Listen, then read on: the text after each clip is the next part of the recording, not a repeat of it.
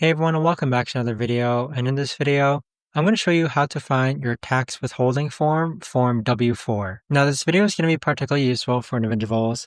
Let's say that you want to find your tax withholding form and you run payroll in Gusto.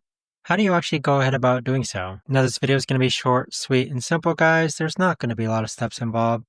Now, in order to do this, what you're first going to do is log on to Gusto.